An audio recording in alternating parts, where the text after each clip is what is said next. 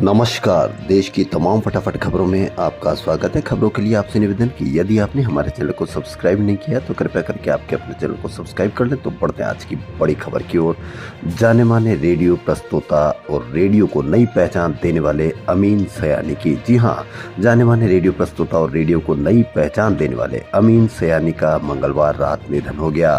Binaca Geetmala ने उन्हें काफी लोकप्रियता दिलाई थी।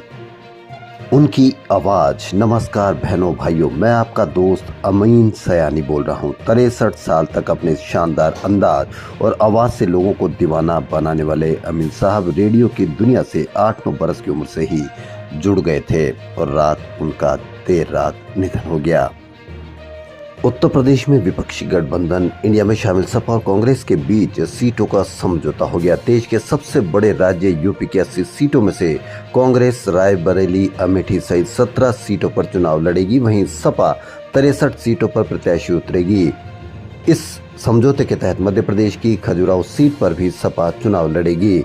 पश्चिम बंगाल, बिहार, पंजाब में विपक्षी गठबंधन की सहमति न बनने के बाद यूपी पहला राज्य है जहां सीटों पर समझौता हुआ है। यूपी कांग्रेस के प्रभारी अविनाश पांडे ने कहा कि प्रियंका गांधी ने गठबंधन में अहम भूमिका निभाई है।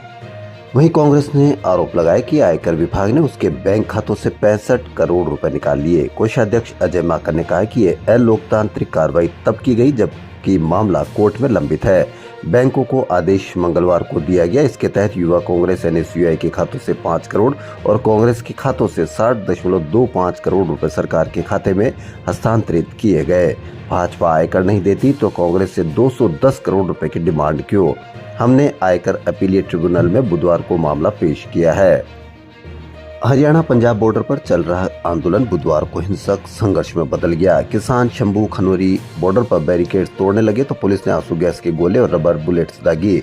इस झड़प में खनौरी बॉर्डर पर युवक शुभकरण की मौत हो गई। सरकारी राजेंद्र अस्पताल के मेडिकल सुपरिटेंडेंट ने कहा कि देखने से लग रहा है कि रबर या दूसरी गोली लगने से युवक की मौत हुई है। पोस्टमार्टम के बाद ही स्पष्ट वजह पता चल पाएगी। इससे लगता है कि किसान का आंदोलन और भी संघर्षशील होने जा रहा है। अब देखना यह है कि किस तरह से सरकार इसको वार्ता करके मामले को सुलझा पाएगी और किसानों को मना पाएगी। IPL का 17वां सीजन 22 मार्च से शुरू होगा। पहला मैच गुजरात टाइटंस और चेन्नई सुपर किंग्स के बीच होगा। फाइनल 26 मई को होगा। इस बार 10 टीमों के बीच 74 मैच भारत में ही होंगे। हालांकि IPL गवर्निंग काउंसिल की सबसे बड़ी चिंता आम चुनाव को लेकर है। IPL के चेयरमैन अरुण धूमल ने कहा कि इस बार टूर्नामेंट 2 हिस्सों में होगा। फर्स्ट हाफ के बारे में जल्द घोषणा करेंगे। सेकंड हाफ की घोषणा आम चुनाव के ऐलान के बाद होगी। 2019 में भी आम चुनाव की घोषणा 10 मार्च को हुई थी, इसलिए माना जा रहा है कि IPL के दूसरे हाफ की घोषणा 10 मार्च के बाद ही होगी।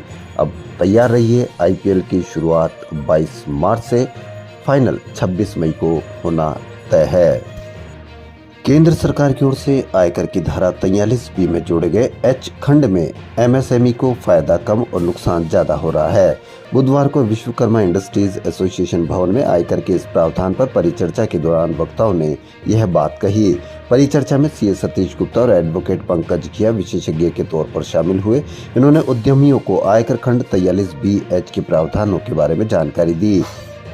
उन्होंने कहा कि सरकार ने इस धारा को सूक्ष्म एवं लघु उद्योगों को समय से भुगतान के इरादे से जोड़ा था, लेकिन MSME पर इसका विपरीत प्रभाव पड़ रहा है। इसमें भुगतान के लिए निर्धारित समय 15 दिन या लिखित अनुबंध के साथ अधिकतम 45 दिन है।